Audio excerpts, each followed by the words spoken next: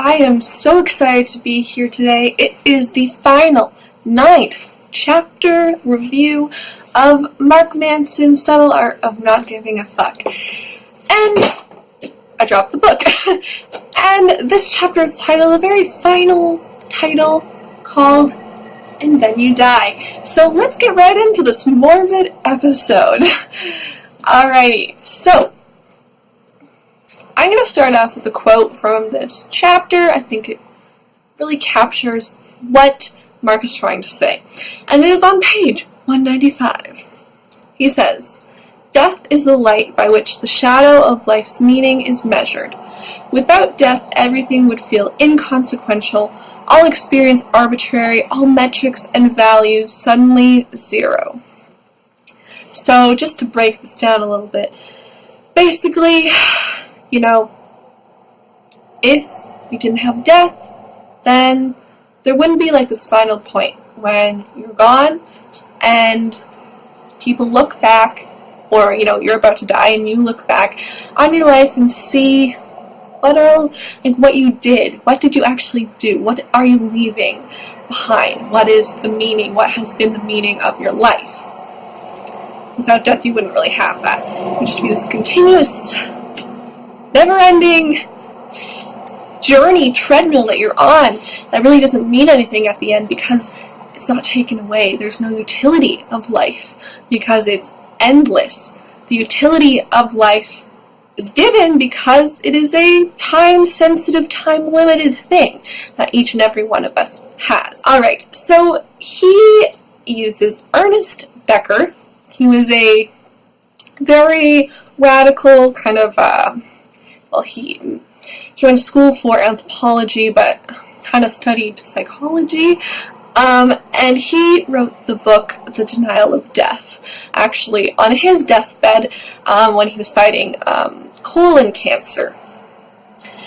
And Mark Manson kind of breaks down the main parts of this book and why it was so renowned and important in when talking about death. So the first kind of thing that Ernest notes is that humans are very unique. Unlike any other animals, we are the only ones that can think of ourselves as this. We're the only animals that can hypothesize ourselves doing something. Like imagine us carrying out different scenarios and see ourselves in the world, or see a world without ourselves in it. And then the second part, the realization, is that we, as humans, we have a physical self, the person that eats, sleeps, and poops.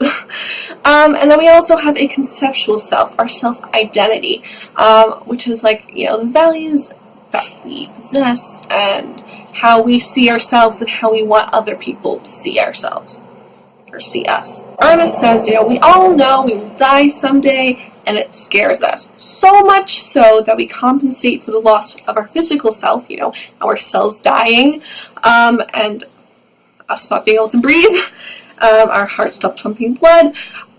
We compensate for that physical self, that physical death, by creating a conceptual self that will live forever. This is why, people want to get their names on buildings and have awards and whatnot named after them. It's something that lives beyond their grave. Just like musicians, they may die, but their music will continue to be played and enjoyed, and they will be remembered through that. And all of these things that people do to have themselves remembered after their death are called immortality projects, as Ernest Becker says. And what immortality projects really are values. Things that we value, that we derive meaning in. And that's where our meaning and value comes from in life, in our immortality projects. He says that, all meaning in life is shaped by the desire to never truly die. All meaning in life is shaped by our immortality projects. And he says when immortality projects clash, we have wars and conflicts between peoples and nations, and when immortality projects fail, we have mental illnesses. We have depression. People feel horrible, like all meaning has been lost from life, and they don't feel like their physical self can go on because their conceptual self is breaking down, and they don't have any meaning in life. So instead of solving outside things, we should focus on our values, because they are the problem. They're where we find all our meaning. If we don't have meaning, then we're going to feel lost in this world and hopeless and want to commit suicide. And if we have this bad motivation, this meaning that is evil, then it's a problem too. Yes, so once we're comfortable with the inevitability of death, we can choose immortality projects that are not driven by fear and the quest for immortality. So basically, get comfortable with the fact that you're going to die and do what you actually want to do. And that's where you're going to have meaning.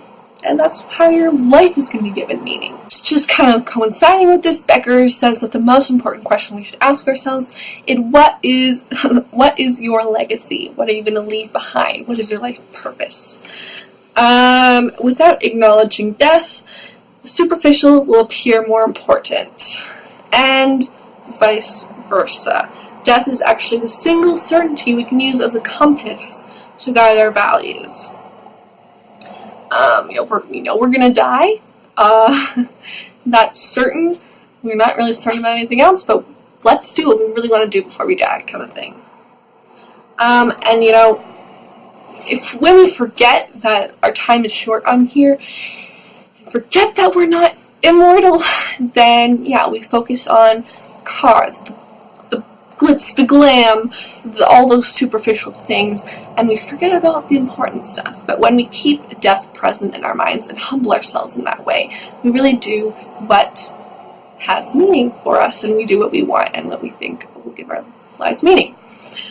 I'm saying meaning a lot in this video. Alright, and the final thing is that legacy is uniting. It's something bigger than ourselves. So when you're asking yourself that question, it's not going to be, my legacy is to own 5,000 shoes and have a big mansion and blah blah blah. Nah, it's got to be something bigger than yourself. Like, how are you going to impact the world in a positive way? That's kind of a different way of asking yourself that question. And then entitlement, on the other hand, makes us the big thing. Makes our problems seem so grandiose and bigger than anyone else, and it's isolating. In contrast to the legacy is uniting.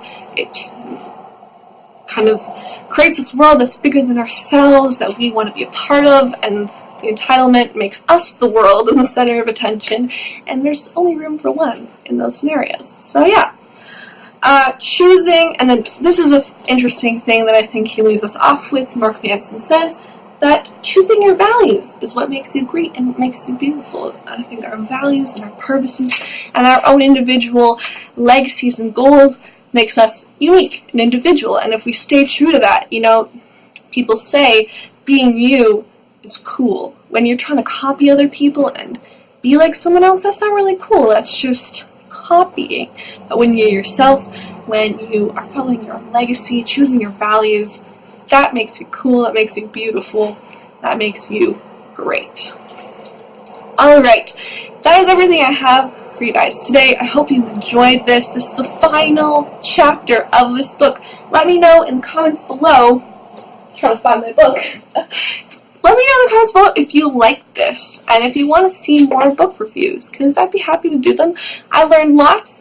I've got lots of material to consume and put into action for myself. Hope you got some too. Thank you for watching, and I'll see you guys in the next one. Peace.